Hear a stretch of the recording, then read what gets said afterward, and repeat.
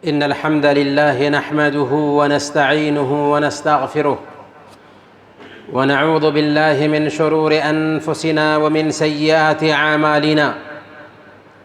من يهده الله فلا مضل له ومن يضلل فلا هادي له، وأشهد أن لا إله إلا الله وأشهد أن محمدًا عبده ورسوله.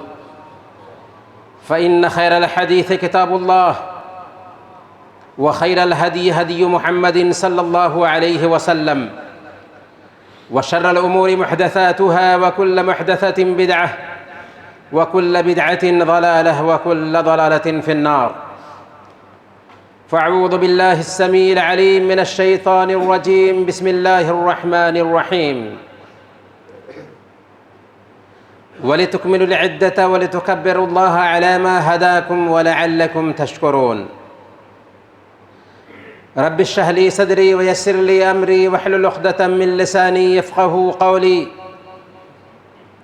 سبحانك لا علم لنا إلا ما علمتنا إنك أنت العليم الحكيم. حاضرین جمعہ، بزرگوں اور دینی و ملی بھائیوں، سب سے پہلے میں اپنا نیک جذبہ آپ تک پہنچانا چاہوں گا کہ ہمیں آپ سب سے اللہ کے لیے محبت ہے، اور اس محبت کے طفیل ہم اللہ تعالیٰ سے دعا کرتے ہیں کہ الہ العالمین تو ہم سب کے مسائل حل فرما دے، ہمارے آل و اولاد کی حفاظت فرما، ہم سب کی نیکیاں قبول فرما لے، اور ہم سب کو کل قیامت کے دن اپنے عرش کا سایہ نصیب فرما، جس دن تیرے سایہ کے علاوہ کوئی اور سایہ نہ ہوگا۔ آمین یا رب العالمین۔ محترم بھائیوں، ابھی ہم رمضان کا انتظار کر رہے تھے۔ رمضان رحمتوں، برکتوں اور مغفرتوں کے ساتھ آیا اور اپنے آخری پڑاؤ میں داخل ہو چکا ہے۔ چند ایام باقی رہ گئے ہیں، اسی لیے اپنی کتاب میں اللہ رب العالمین نے بیان فرمایا ایام معدودات، یہ گنتی کے چند دن ہیں، گنے ہوئے دن جو بہت جلد گزر جائیں گے۔ نیک روحیں رمضان کا خیر و خوبی سے استقبال کرتی ہیں، ان دنوں میں زیادہ سے زیادہ نیکیاں کرتی ہیں، آخرت کا توشہ تیار کرتی ہیں، اور رمضان کے جانے کے بعد ان کے اندر یہ لگن ہوتا ہے کہ کاش کہ یہ دن اور دراز ہو جاتے، کاش کہ کچھ اور دن مل جاتے۔ حیف در چشم زدن صحبت یار آخر شد، روئے گل سیر نہ دیدم و بہار آخر شد۔ فارسی شاعر کہتا ہے کہ افسوس کہ اپنے دوست کے ساتھ چند منٹ ہی گزار پائے اور دوست کی صحبت جاتی رہی، باغیچے کے پھول سے سیراب بھی نہ ہوئے تھے کہ موسم بہار جاتا رہا۔ میرے بھائیوں، رمضان کے یہ دن آئے اور اب چند دن باقی رہ گئے ہیں۔ بہت ہی کامیاب ہیں وہ بھائی جنہوں نے توشہ آخرت تیار کیا، اور بہت ہی بدنصیب ہوں گے ایسے لوگ جنہوں نے رمضان میں نیکیاں نہ کی، یا کم سے کم اپنی معافی نہ کرا سکے۔ اللہ کے نبی صلی اللہ علیہ وسلم نے اس رمضان کے حوالے سے یہ بشارت سنائی وَلِلَّهِ عُتَقَاءَ مِنَ النَّارِ وَذَلِكَ فِي كُلِّ لَيْلَةٍ، کہ رمضان کی ہر رات میں اللہ رب العالمین انسانوں کی گردنوں کو جہنم سے آزاد کرتا ہے۔ میرے بھائیوں، ذرا ٹھہر کر کے ہمیں سوچنا ہے، غور کرنا ہے کہ کیا رمضان کے اتنے ایام گزرے، کیا ہماری گردن بھی جہنم سے آزاد ہوئی ہے یا نہیں ہوئی ہے؟ کیا ہم نے ایسے اعمال کیے جس کی بنیاد پر اللہ رب العالمین نے ہماری گردنوں کو جہنم سے آزاد کیا یا نہیں کیا؟ میرے بھائیو، رمضان چلا جائے اور اس میں ہماری معافی نہ ہو سکے تو یہ بہت ہی افسوس کی بات ہے۔ ایک دن اللہ کے نبی صلی اللہ علیہ وسلم خطبہ دینے کے لیے منبر پر آتے ہیں، پہلے زینے پہ قدم رکھتے ہیں تو کہتے ہیں آمین، دوسرے زینے پہ قدم رکھتے ہیں تو کہتے ہیں آمین، تیسرے زینے پہ قدم رکھتے ہیں تو کہتے ہیں آمین۔ صحابہ کرام نیکیوں کے رسیا تھے، انہوں نے نئی چیز دیکھی تو پوچھ دیا، یا رسول اللہ، ہم نے کبھی بھی ایسی چیز دیکھی نہیں کہ آپ نے آمین آمین آمین کہا ہو۔ اللہ کے نبی صلی اللہ علیہ وسلم نے کہا، دیکھو، جب میں پہلے زینے پہ قدم رکھا، جبریل امین آئے تھے اور وہ کہہ رہے تھے، اللہ کی لعنت ہو اس انسان پہ جو رمضان کا مہینہ پاتا ہے اور اس کی معافی نہیں ہو پاتی۔ میں نے آمین کہا۔ جب میں دوسرے زینے پہ قدم رکھا تو جبریل امین بددعا کر رہے تھے کہ اللہ کی لعنت ہو ایسے انسان پہ جو اپنے ماں باپ کو یا ان میں سے کسی ایک کو بڑھاپے میں پاتا ہے اور اپنے گناہوں کی معافی نہیں کرا پاتا۔ تو میں نے آمین کہہ دیا۔ اور جب میں نے تیسرے زینے پہ قدم رکھا تو جبریل امین کہہ رہے تھے، اللہ کی لعنت ہو اس انسان پہ جو میرا نام سنتا ہے اور میرا نام سننے کے بعد مجھ پر درود اور سلام نہیں بھیجتا۔ چنانچہ میں نے آمین کہا۔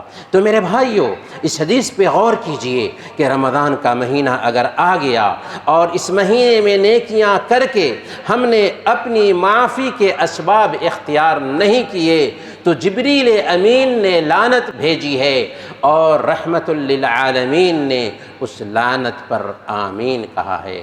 میرے بھائیو، رمضان کے چند دن باقی رہ گئے ہیں اور پیارے نبی صلی اللہ علیہ وسلم کا فرمان ہے، انما الاعمال بالخواتیم، اعمال کا دار و مدار خاتمے پہ ہوتا ہے۔ اس لیے جو ایام گزر گئے سو گزر گئے، اگر صبح کا بھولا ہوا شام میں گھر لوٹ کر آ جائے تو اسے بھولا ہوا نہیں کہتے۔ ابھی بھی وقت باقی ہے، خاتمہ اچھا ہونا چاہیے۔ اگر خاتمہ اچھا ہوا تو سب کچھ اچھا ہو گیا۔ اللہ کے نبی صلی اللہ علیہ وسلم کے زمانے کا واقعہ ہے، صحیح مسلم میں یہ روایت آئی ہے، ایک یہودی لڑکا اللہ کے نبی صلی اللہ علیہ وسلم کی خدمت کیا کرتا تھا۔ اللہ کے نبی صلی اللہ علیہ وسلم اس کے مرض الموت میں اس کے پاس جاتے ہیں اس کی عیادت کرنے کے لیے۔ اللہ کے نبی صلی اللہ علیہ وسلم اس کے پاس بیٹھتے ہیں اور کہتے ہیں اس کی خیر خواہی چاہتے ہوئے کہ اے بچے، اسلام قبول کر لو۔ بیٹا باپ کی طرف دیکھتا ہے، باپ نے کہا اطیع ابا القاسم، ابو القاسم کی بات مان لو۔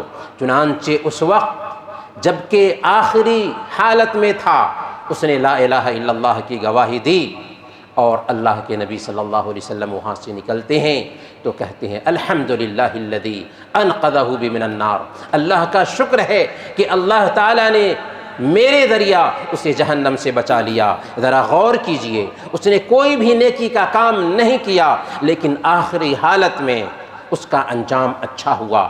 اس لیے اعمال کا خاتمہ اگر اچھائی پر ہو تو سب سے بڑی نعمت ہوتی ہے۔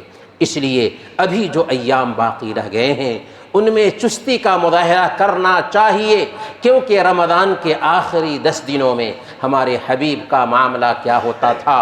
حضرت عائشہ صدیقہ رضی اللہ تعالی عنہا صحیح بخاری اور صحیح مسلم کی روایت کے مطابق بیان فرماتی ہیں، کان رسول اللہ صلی اللہ علیہ وسلم اذا دخل العشر احیا اللیل وایقظ اہلہ وجد وشد المئذر، جب رمضان کے آخری 10 دن آتے تو اللہ کے نبی صلی اللہ علیہ وسلم خود پوری رات جگے رہتے تھے، اپنے گھر والوں کو جگاتے تھے اور کمر کس لیتے تھے۔ تو اس سے پتہ یہ چلا کہ یہ راتیں سونے کی نہیں ہیں بلکہ جاگنے کی ہیں، اللہ رب العالمین سے لو لگانے کی ہیں، عبادت کرنے کی ہیں۔ اس لیے ہم تہجد کا اہتمام کر کے، نماز تراویح کا اہتمام کر کے، قرآن کی تلاوت کر کے، استغفار کا اہتمام کر کے زیادہ سے زیادہ ہم نیکیاں کریں، اور رمضان کے آخری 10 دنوں کا پیغام ہی دراصل یہ ہے کہ ہم زیادہ سے زیادہ استغفار کا اہتمام کریں۔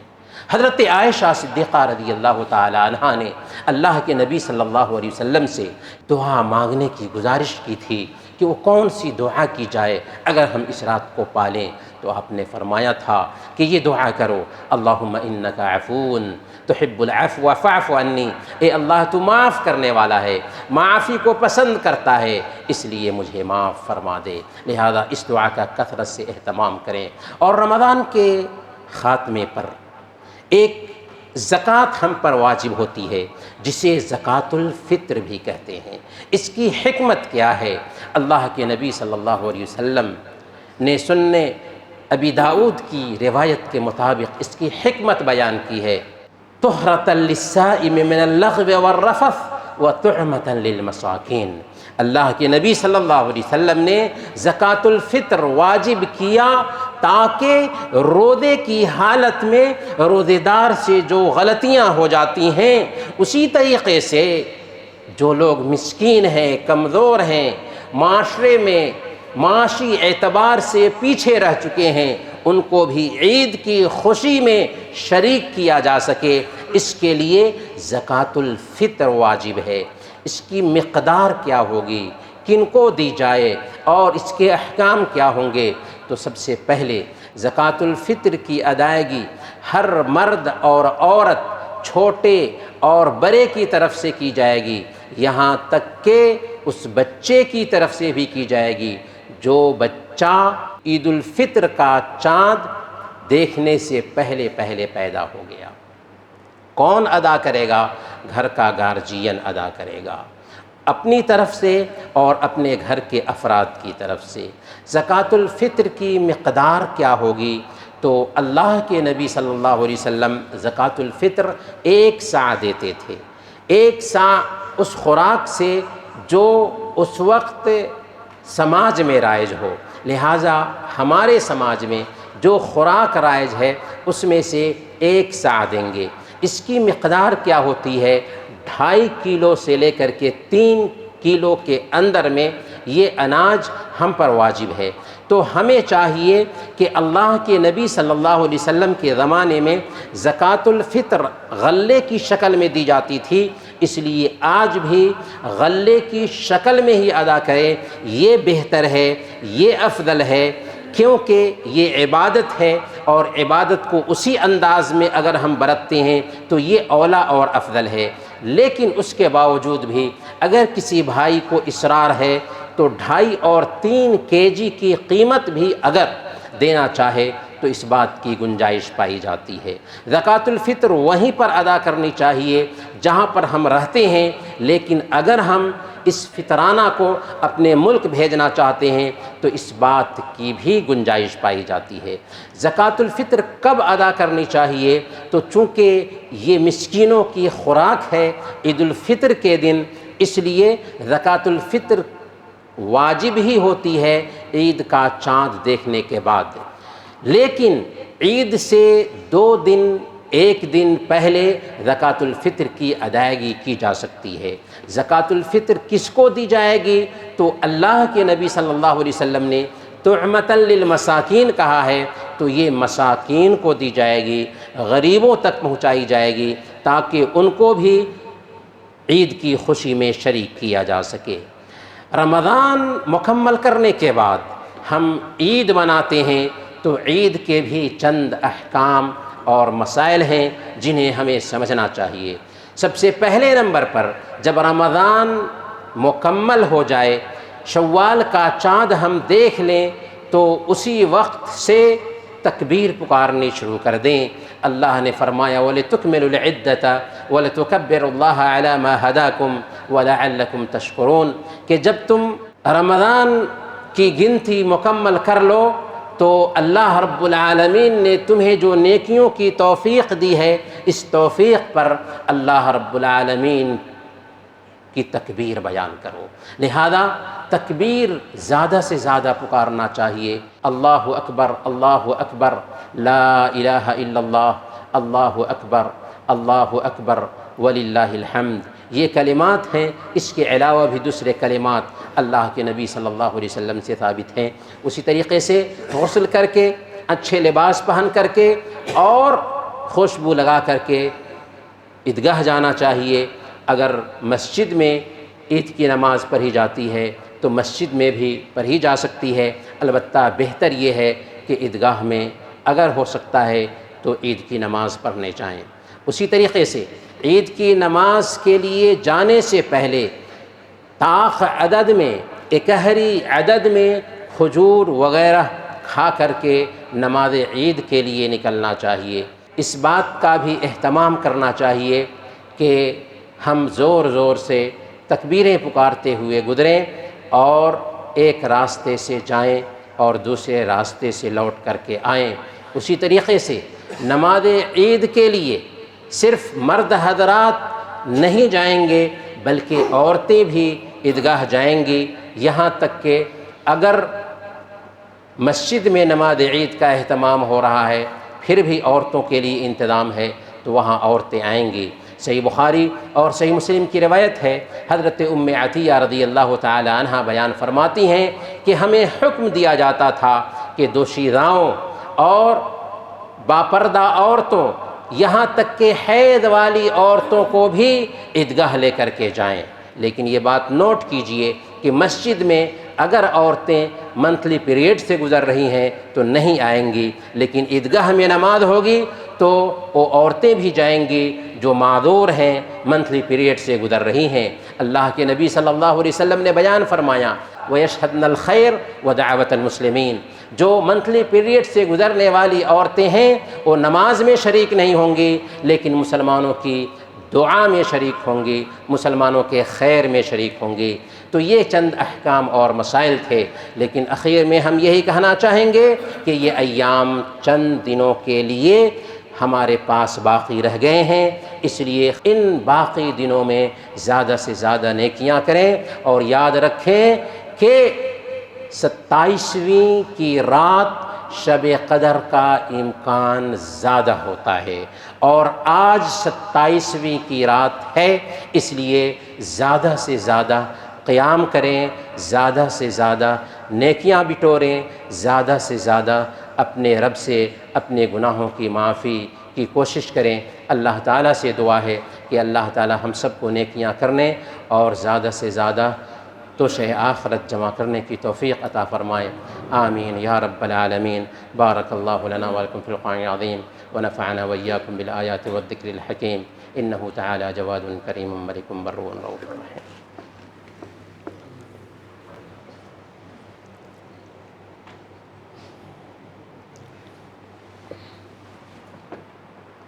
إن الحمد لله نحمده ونستعينه ونستغفره ونعوذ بالله من شرور أنفسنا ومن سيئات أعمالنا، من يهده الله فلا مضل له، من يهده الله فلا مضل له، ومن يضلل فلا هادي له، وأشهد أن لا إله إلا الله وأشهد أن محمدا عبده ورسوله، فإن خير الحديث كتاب الله وخير الهدي هدي محمد صلى الله عليه وسلم، وشر الأمور محدثاتها وكل محدثة بدعة وكل بدعة ضلالة وكل ضلالة في النار، فأعوذ بالله السميع العليم من الشيطان الرجيم، بسم الله الرحمن الرحيم، إن الله وملائكته يصلون على النبي يا أيها الذين آمنوا صلوا عليه وسلموا تسليما، اللهم صل وسلم وبارك على محمد وعلى آل محمد كما باركت على إبراهيم وعلى آل إبراهيم إنك حميد مجيد، وارض اللهم عن الخلفاء الراشدين أبي بكر وعمر وعثمان وعلي وعن سائر الصحابة أجمعين،